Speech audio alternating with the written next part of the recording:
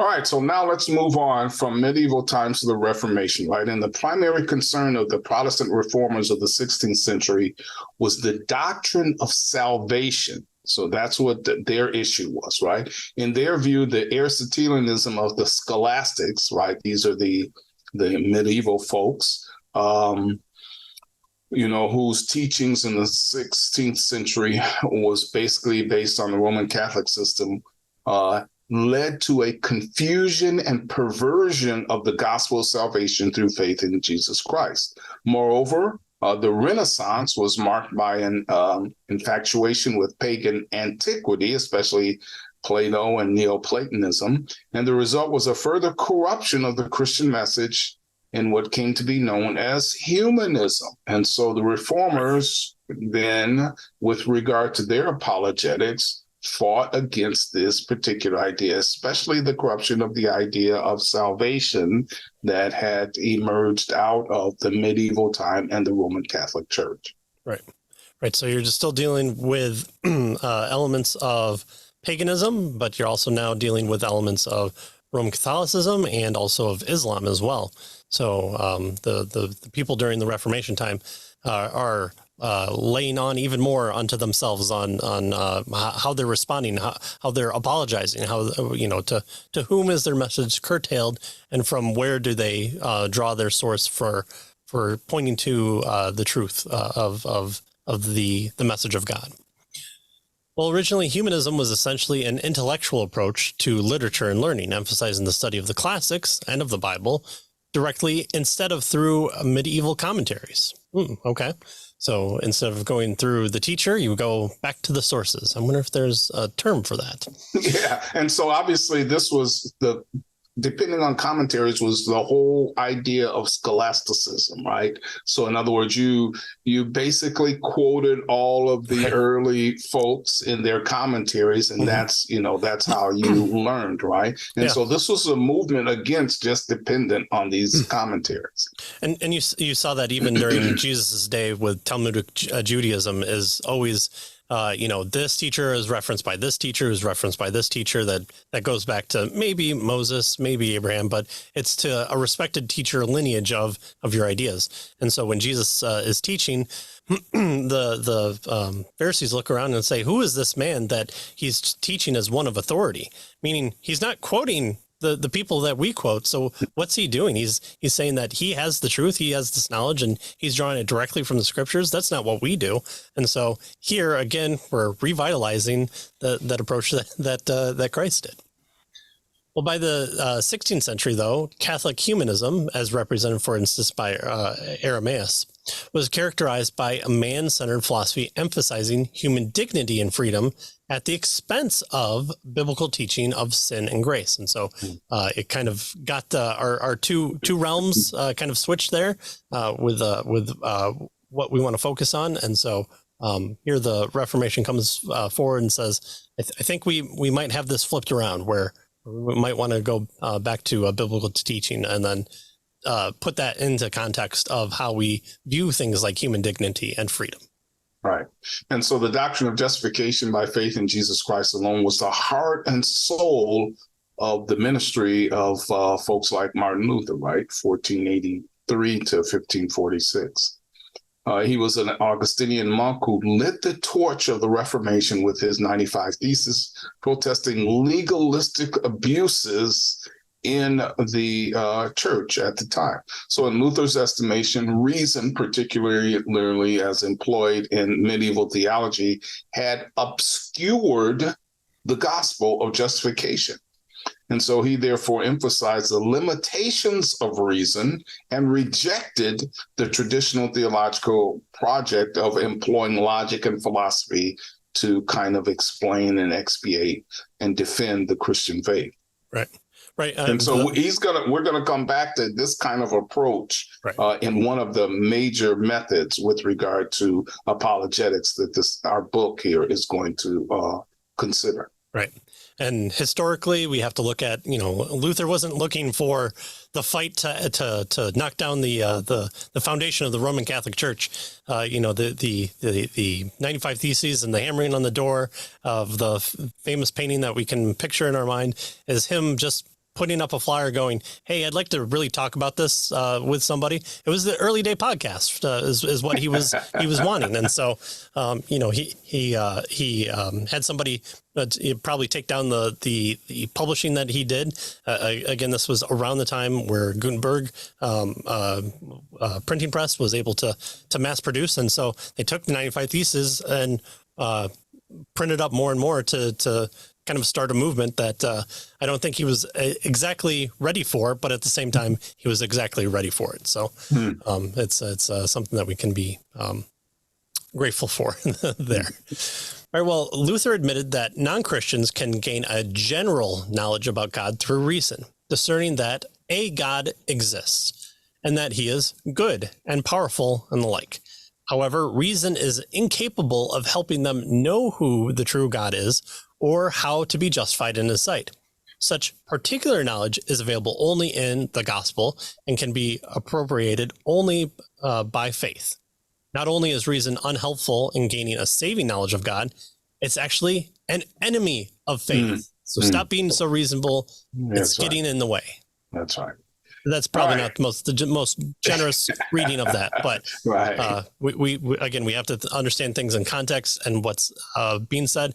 And the nice thing about that is these guys like to write and people like to publish them. So it is out there. And so we can have a non mediated understanding of these people's writings if we actually read them. Right. Good. So Bohr and Bowman tell us that if Luther was the father and chief polemicist of the Reformation, John Calvin, 1509 to 1564, was arguably its chief theologian. In his Institutes of the Christian Religion and biblical commentaries are still read and discussed today, even by non-theologians, right? And as with Luther, Calvin's principal apologetic labors were directed against the Roman Catholic criticisms of the Reformation gospel of, faith, right? Faith and grace and that sort of thing with regard to the Reformation and the belief that the Roman Catholic Church had. Not bad for a Frenchman who at the age of 26 writes the thing that probably moved most of the Western world into a more positive direction, changed the ideas of how people talked about religion and understanding, kicked off probably wars with it as well. And in his own right, a pretty impressive life before he reaches the age of 30. And then to go on and do more of what he did is pretty impressive as well. Well, unlike Luther, Calvin held that faith is always reasonable. However, he also insisted that faith also seems unreasonable to us because our reason is blinded by sin and spiritual deception. So when we talked about the noetic effect of sin, which at the time of this recording is our second most popular video out, it might be because of the fun cover photo that I gave for it, but that effect of sin degrades our reasoning, and so it puts a rope around it, and we're unable to reach up and out and fully experience what a unrestrained reason looks like. And so Calvin tries to put in line a scriptural basis for the use of reason, but it's not so outside the realm that they don't touch. Well, here he says that such blindness is evident in the philosophies of the pagans, Romans 2, which at times comes close to recognizing the truth, but in the end always distorts the truth of God's revelation of himself in nature.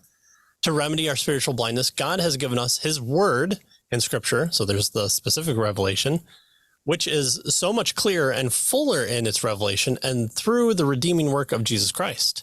God has also given us his spirit who enables us to understand his word. So there we're given a renewed mind by Christ, and then we're given God's spirit to help enable us to help understand his word, which then helps us to understand more about his specific revelation and see the general revelation in a fuller, more complete context with the author of that revelation telling us even more about what we see and experience in the world. And again, from Calvin's Institute, he kicks it off by by having this sensus divinitas that all people have, but still views it as subjected to the presence of sin, and so is distorted. So we're looking at things askew, but we still have some understanding. We don't even have to look at the night sky, but when we do look at the night sky, we in and of ourselves, we recognize that God is the creator. He is there, and there's certain quality and aspects about him, and so he's pointing back to the scriptural motifs that Paul has in Romans as well. Yeah, good. All right, so next we move to our next major movement here. Bowman tells us that apologetics faces skepticism, right? So until the post-Reformation period, most Europeans took Christianity for granted. And the major religious debates were primarily intra-Christian, right? Disputes about the meaning of specific key terms of the faith and of salvation and that sort of thing. But the 17th century saw the rise of religious skepticism that challenged the very truth of the Christian faith. So this skepticism led to new developments in apologetics now that we'll begin to see and will spread now into our own modern era. Right. So still dealing with paganism, still dealing with Roman Catholics, still dealing with Islam, and now to heap onto those people that want to say that God doesn't even exist. So now you got to go all the way back to square one to deal with that, right? Well, in his classic work, Thoughts, the French Catholic mathematician and apologist Blaise Pascal from 1623 to 1662 rejected the traditional rational arguments for God's existence and emphasized the personal, relational aspects involved in a non-Christian coming to faith in Jesus Christ. He was one of the first apologists to argue that apologetics should take into account the differences among people. So he's, here's your psychology aspect to Christianity here.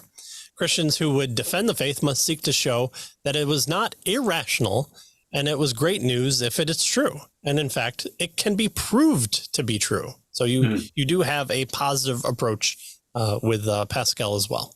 Right. Good. Yeah. And so, here's the issue, though. Despite the eloquence of the depth, by the way, of Pascal's thoughts, right, his peonies, his approach to the defense of the faith was to remain, quite frankly, a minority report. Right. Natural science, through such giants as Galileo and Newton and those folks, achieved major breakthroughs during the 17th century and revolutionized our view of the world. And so in the wake of these developments, most apologetics for the next 3 centuries understood the apologetic task as primarily one of showing notice the scientific credibility of the Christian faith.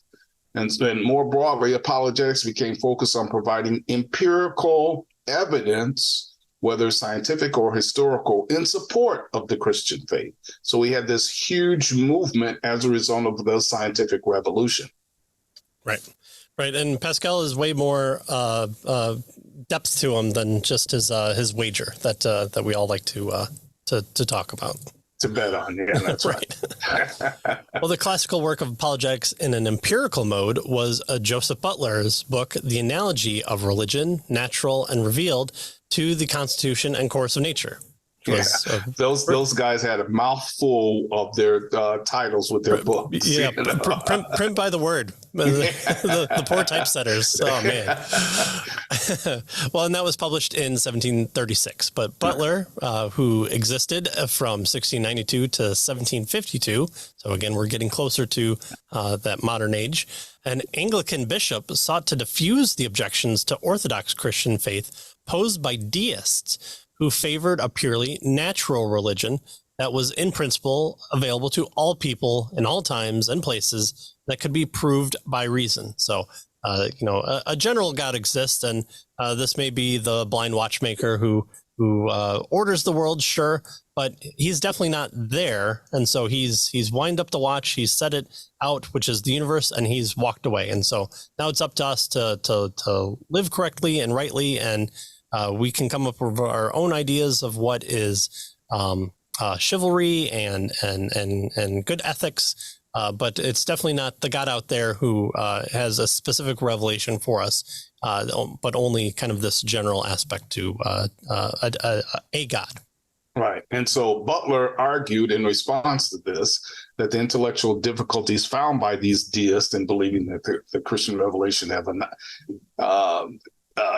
just revealed a God who was kind of out there somewhat, right? He argued that the Christian revelation had analogies in our knowledge of the natural world. His use of analogies, right, so comparing one thing with another, was not intended to prove either that God exists or that Christianity was true, but merely that it was not unreasonable to believe in the Christian revelation.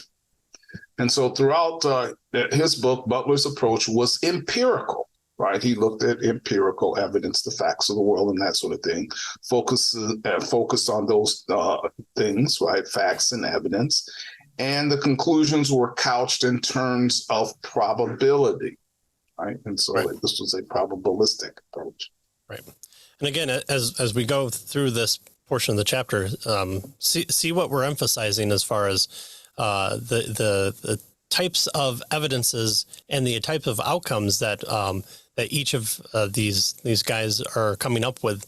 Some are saying, no, we can't know. Others are saying, in relation to with both reason and faith, we can know. And the others are saying, no, it's only first through revelation that comes about, and then through reason can we come to understanding. And there are people that are saying, oh, well, the evidence will show a probability of God existing through the evidence. And so again, what our authors are doing is propping us to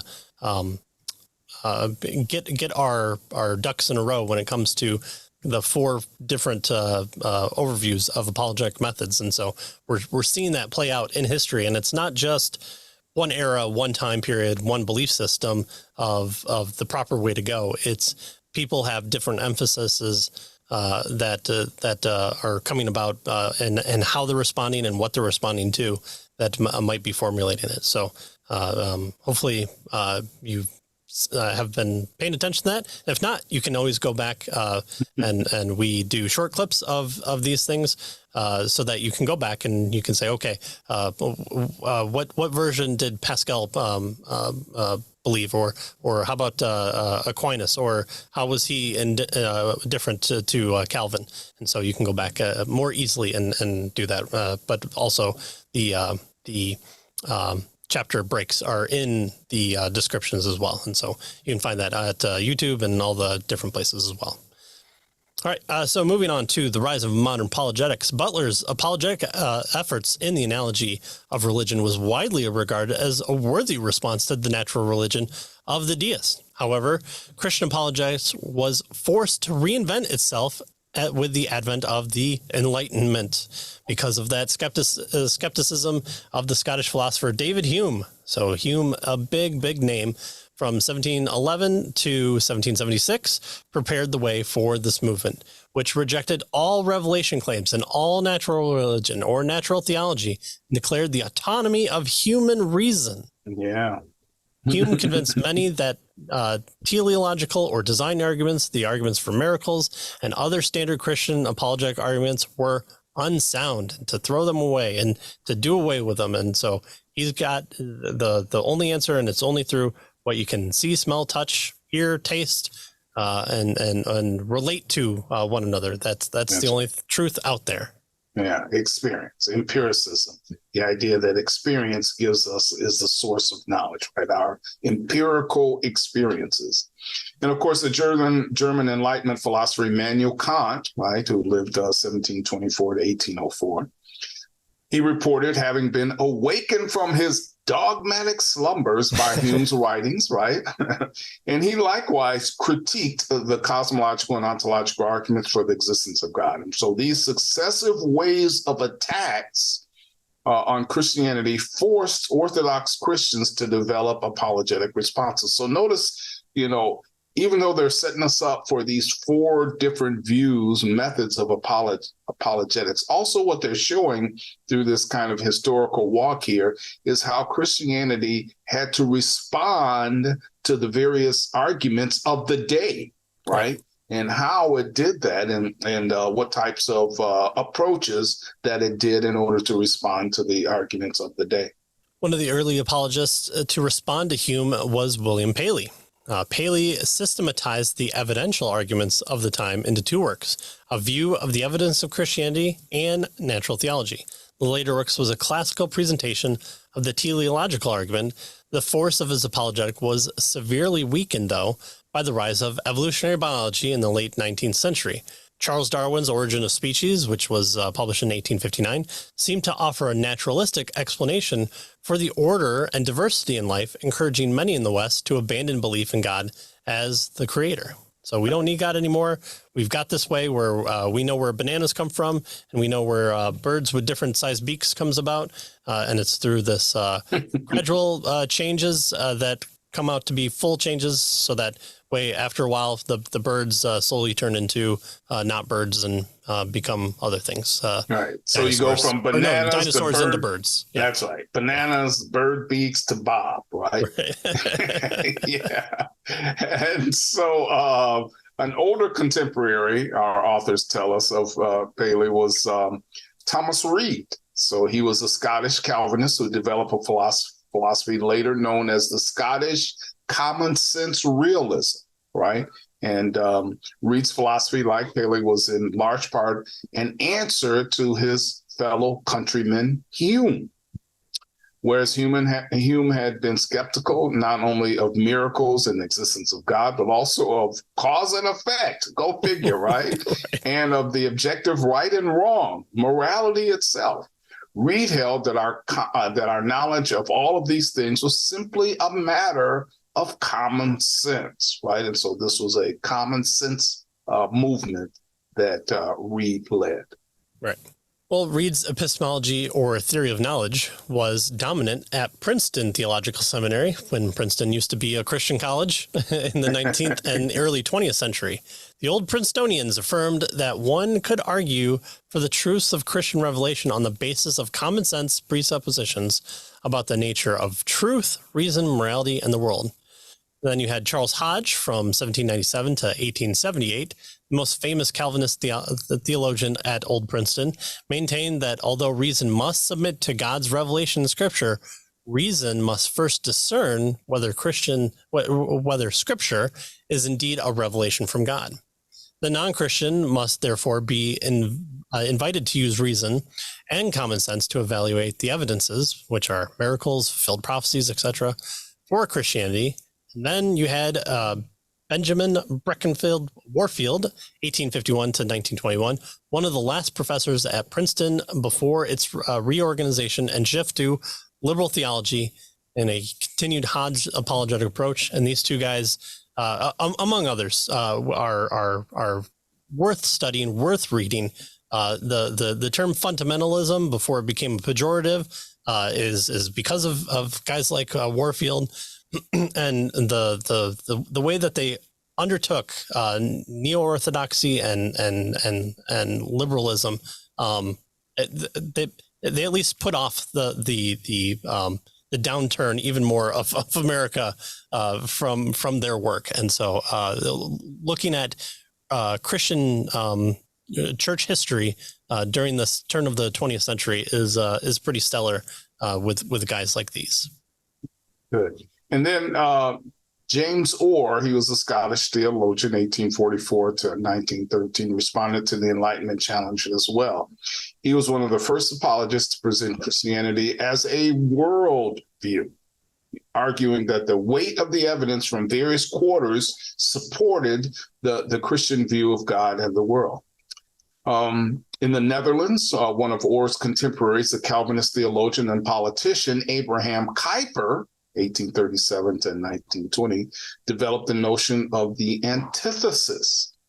There is, Kuyper told us, an absolute antithesis between the two sets of principles to which Christians and non-Christians are fundamentally committed.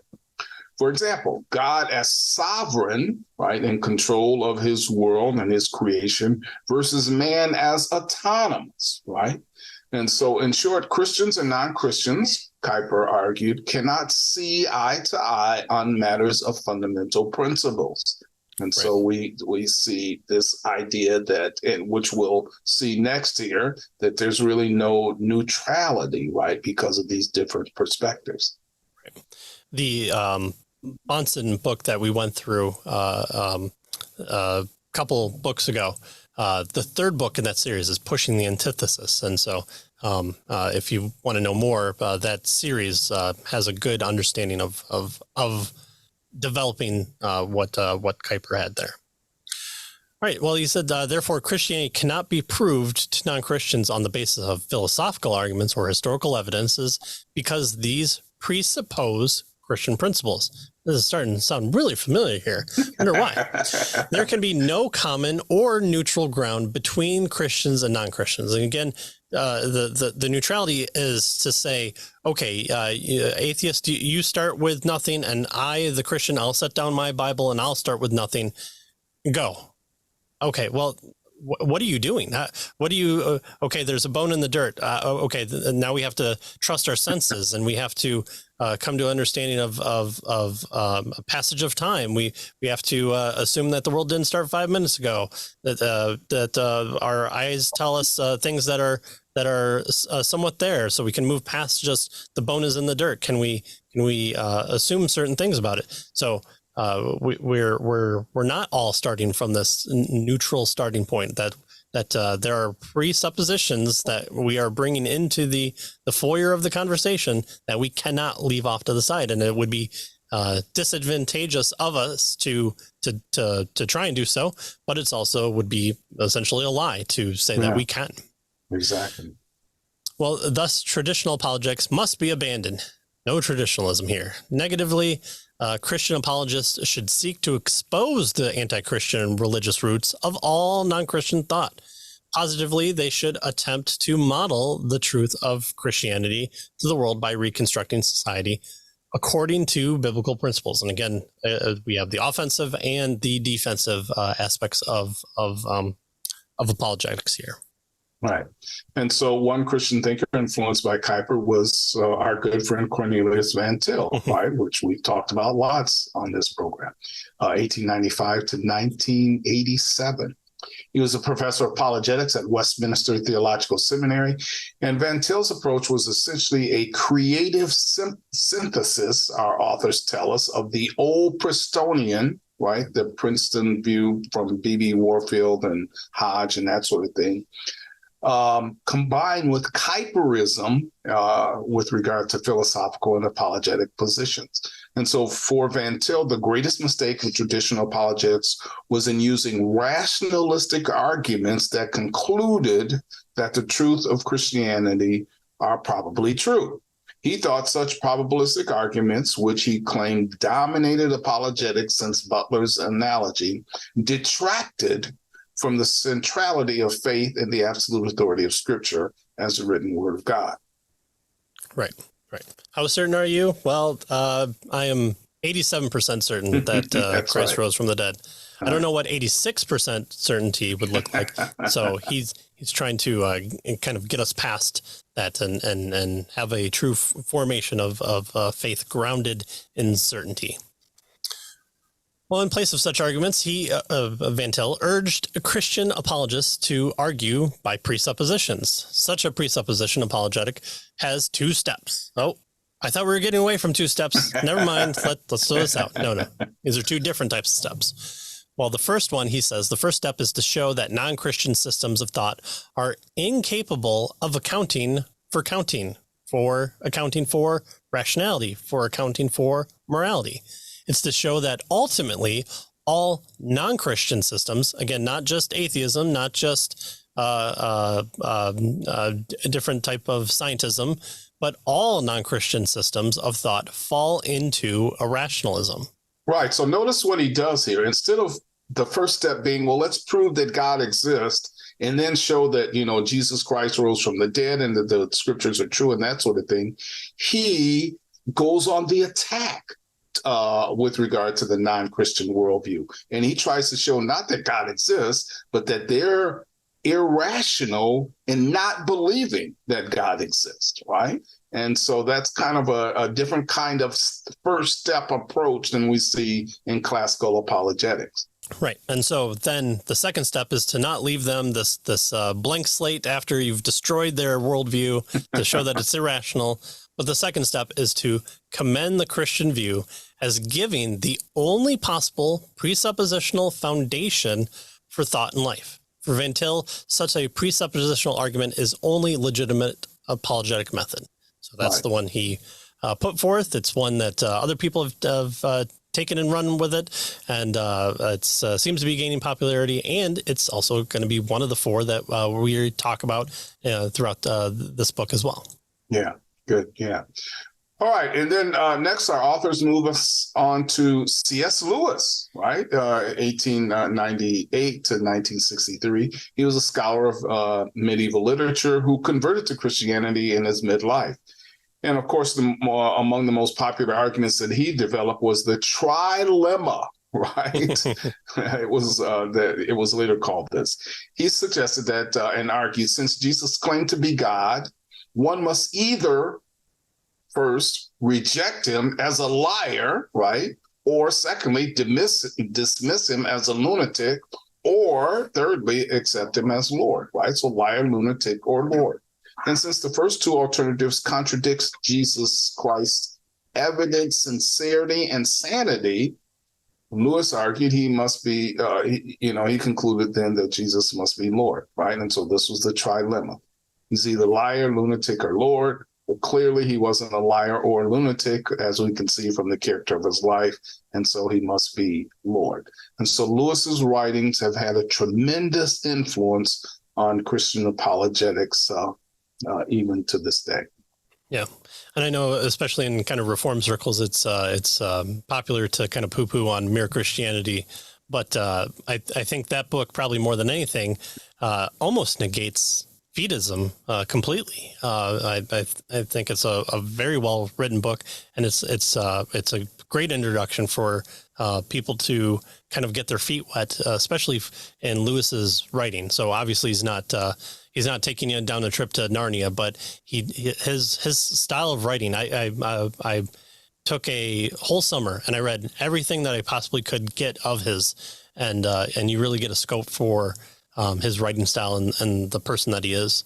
And then if you really want to upset yourself, go read Miracles, because Miracles is a presuppositional argument that he puts forth of the ability or inability to believe in miracles. And I think that's one that's probably lost for the non-reformed people in the back of libraries. But I think that book is probably one of his most philosophical books. Definitely. Mere Christianity was really a series of lectures that he gave on the radio to his British audiences, but he really focused arguments, philosophical arguments in the book on miracles. Yeah, definitely. And if you removed his name from the cover and you were to give it to somebody, they would accuse you of giving you something by VanTil or Bonson, because it just reads exactly like that. Maybe with a more British flair to it, but yes. Well, evangelical apologetics was dominated in the second half of the 20th century by the debates over VanTil's presuppositionalism.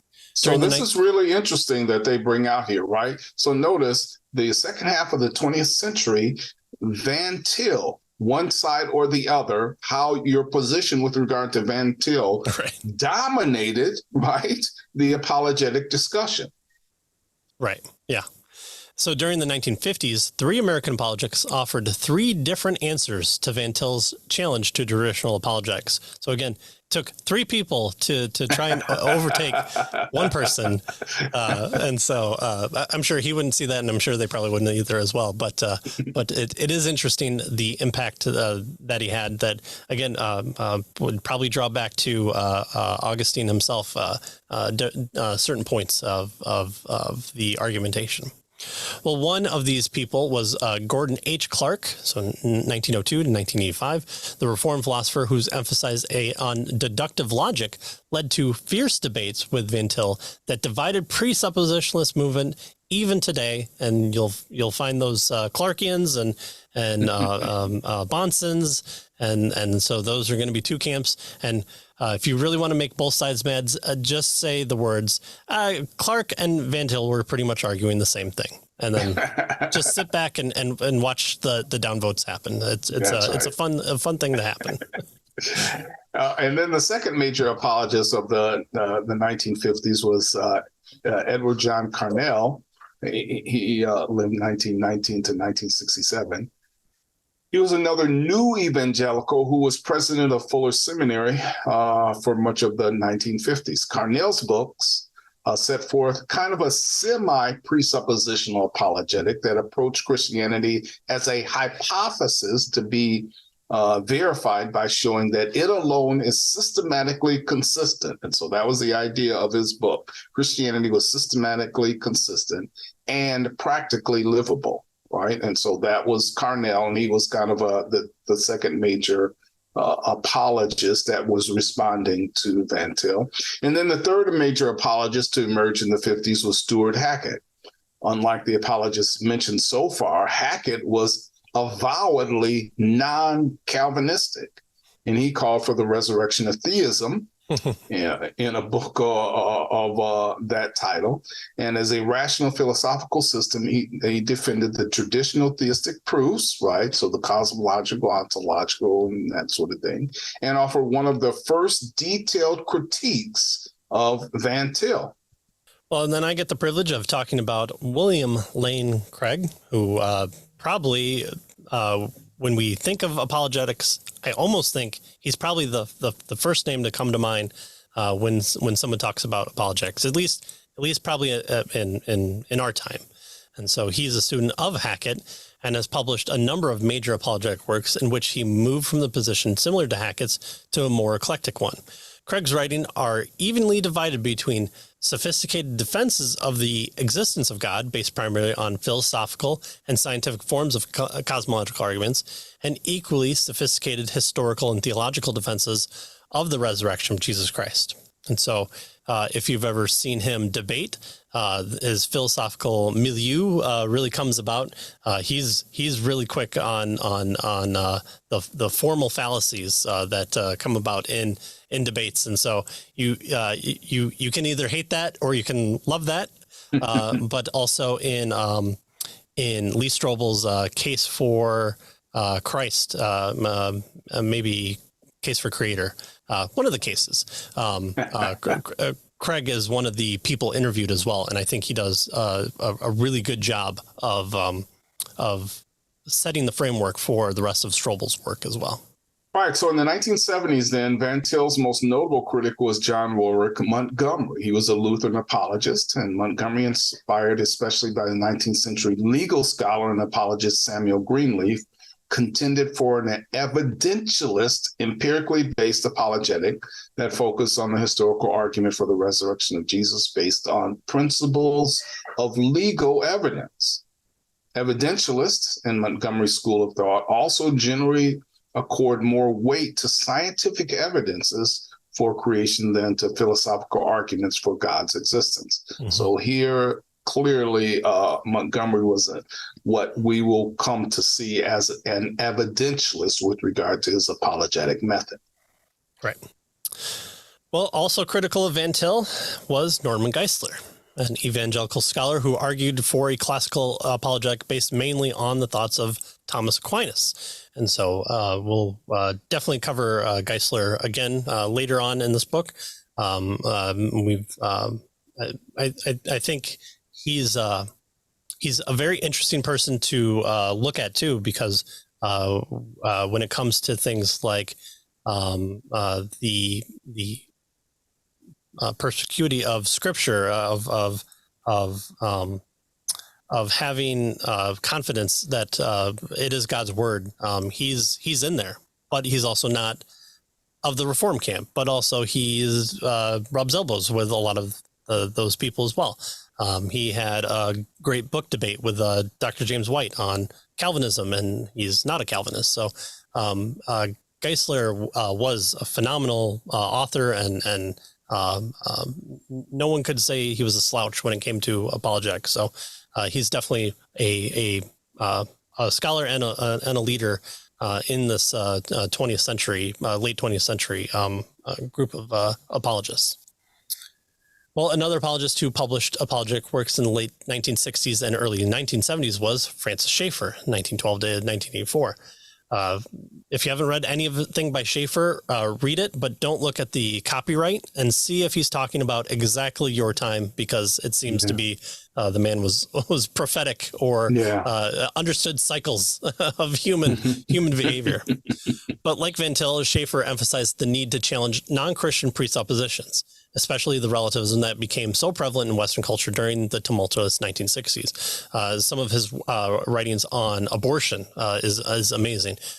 He really understood the medium of media, and his L'Abri Academy is something. When we talked to Nancy Pearcey, we definitely had to ask her about her relationship with Schaeffer and being at L'Abri. It's amazing the kind of anti-hippie movement, but co-opting certain parts of hippieism that came about that I kind of view Schaeffer in that realm with. And also, like VanTil, Schaeffer criticized apologetic arguments that were based on probabilities rather than certainties. Again, just a phenomenal person to study, and just understood the need for Christianity to be involved in culture as well, and not just a negative critique, but also putting forth positive argumentation. In fact, some of his writings on apologetics, as it goes to the human psyche when it comes to art and music and beauty, is so different from the apologetic books that you'll read of the time or even now, that I think we're only now getting into, culture actually matters, along with these philosophical mind thoughts of God. And so his work is just, again, pick up a book and read it. Yeah. Good. Yeah. And so during the same period, the Reformed philosopher Alvin Plantiga published his God and Other Minds. And so in this and other books, Plantiga led the way in developing a school of thought known as the New Reformed Epistemology, which was not influenced positively or negatively, our author suggests, by VanTil. Plantiga argued that belief in God is rationally justified, even if the believer cannot offer any evidence for that belief, right?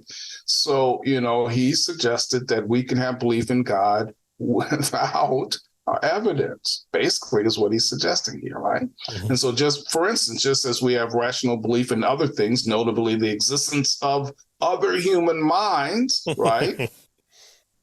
Even if we can't prove with evidence that they exist, right? So how do I know that, or how does Patrick know that I have a mind?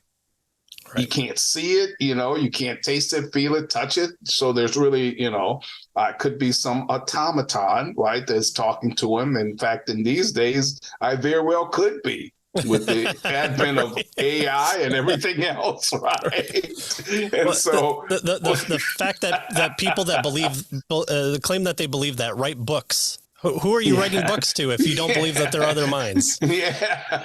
I'm just tricking the Agent Smiths of the Matrix to buy my book and give me money.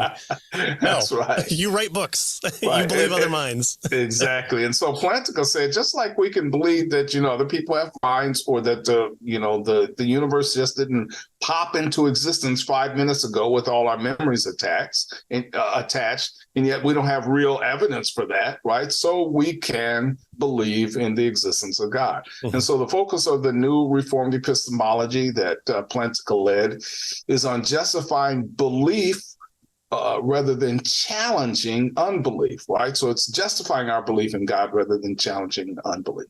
And yet its approach has some affinities with presuppositionalism, as we'll see here as we go. Perhaps most notably, its rejection of evidentialism, that is the claim that beliefs are rational only as they are justified by appeals to evidence. Again, Plantiga said, there are things that we believe even without evidence. Right. And he suggested belief in God is like those types of things. Yeah. His warrant of belief is pretty impressive. It's held by Reformed and non-Reformed people. In the Counterpoint series of 5 Views of Apologetics, William Lane Craig sings his praises and really respects Plantiga. If you're going to read Plantiga, I would always start with his small books, because even his small books are going to take you a while to understand exactly what you're supposed to get out of it.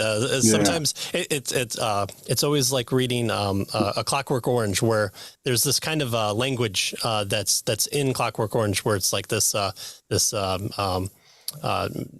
separate language. And if you read the book longer, you're immersed into it enough that you understand it. But if you put it down and walk away from it for a couple of days, you kind of got to get used to it again. That's how I view reading Plantiga, is like, if I stay in it long enough, and so I pick short books, I'm there. I kind of understand more of what he's talking about, but I shouldn't put it down. So I'm not going to break out the 3-volume set anytime soon. Yeah, and he gave a lot of his, it's full of intricate argumentation, is what makes it kind of feel like that. But but I mean, there is brilliant stuff there, and even someone who might not like the ideas of probability, some of the argumentation does really, really good with understanding exactly how probability could actually help with the justification of belief, or warrant of belief as well. Well, the growing diversity of approaches to study and practice of apologetics has made it necessary to devise some ways of classifying these approaches and sorting out various issues over which they differ. Well, guess what? That's what this book does. In the next chapter, we'll present the overview of these issues and offer an analysis of the major apologetic approaches. And so we'll see that in the next chapter. And that'll help us kind of sort out these things and put these various ideas into these 4 categories that our authors want us to understand.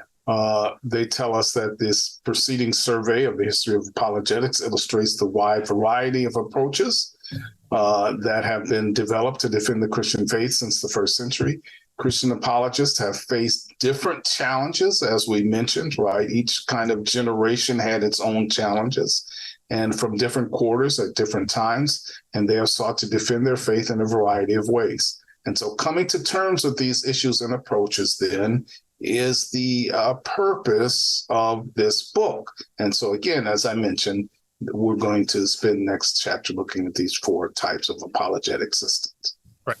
Right. So we'll kind of bring up the 4. We'll talk about kind of what they are in general, and then what they're exactly looking at. And so join us for the next time when we cover chapter 3, the issues and methods in apologetics. And so hopefully you got a lot out of that.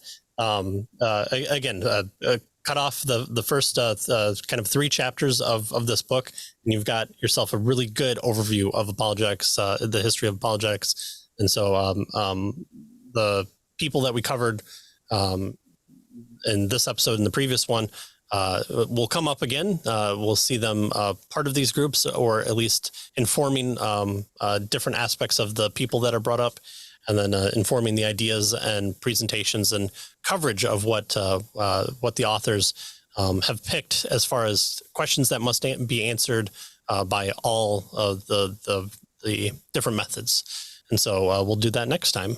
So hopefully you've wet your whistle enough for the historical approach of understanding of the apologetic methods, and seeing that you can't really cut them up like you can in different parts of history, that the responses and the positive approaches, or the positive negative approaches, or only the negative approaches, kind of come up at various different times in different parts of church history. And so there's a lot there. There's a lot more to cover. There's a lot more that this book covers that we didn't cover.